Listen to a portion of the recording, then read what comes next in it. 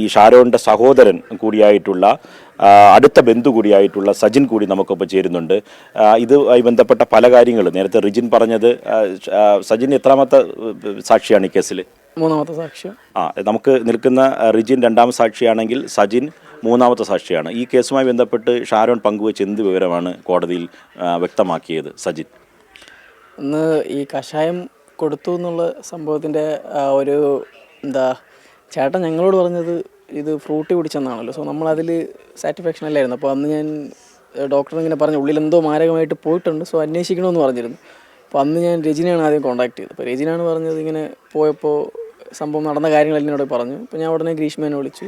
ഗ്രീഷ്മേനോട് പറഞ്ഞു ഇങ്ങനെ കഷായം കൊടുത്തു, കയ്പ് മാറാൻ വേണ്ടി ഒരു ഫ്രൂട്ടി അതും കൊടുത്തു എന്ന് പറഞ്ഞു.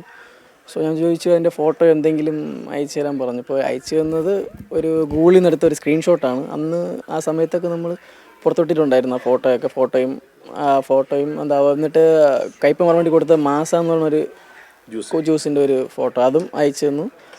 സോ നമ്മളിത് ഈ കാര്യങ്ങളെല്ലാം ഡോക്ടറിനെ അറിയിക്കുകയുണ്ടായി. അപ്പോൾ അതിനുശേഷമാണ് അവിടെ നിന്നാണ് ഡോക്ടർ പോലീസിനെ അറിയിക്കുന്നതും പിന്നെ അങ്ങോട്ട് കാര്യങ്ങൾ നടക്കുന്നത്. അന്ന് പുറത്തു വന്ന ഒരു ശബ്ദശകലമുണ്ട്. അതായത് വളരെ തീവ്രമായ അവസ്ഥയിലേക്ക് ഷാരോൺ പോകുന്ന ഘട്ടത്തിൽ വീണ്ടും സുഹൃത്തെന്ന് പറഞ്ഞിട്ട് ഒരാൾ ഗ്രീഷ്മയെ വിളിക്കുന്നതാണ്. ആ ടോക്ക് ആരാണ് സംസാരിക്കുന്നത്? സുഹൃത്തല്ല, ചേട്ടനാണ്. മൂത്ത ചേട്ടനും ഗ്രീഷ്മയും തമ്മിലുള്ള സംസാരമാണ് കേട്ടോ.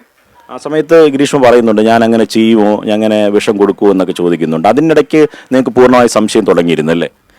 പിന്നെ അതായത് ഈ ഫോട്ടോ അയച്ചു തന്നപ്പോൾ മുതൽ നമുക്ക് ഡൗട്ട് തോന്നി. അതുപോലെ സംസാരത്തിലും പറയുന്നത് കള്ളമാണെന്ന് മനസ്സിലായി.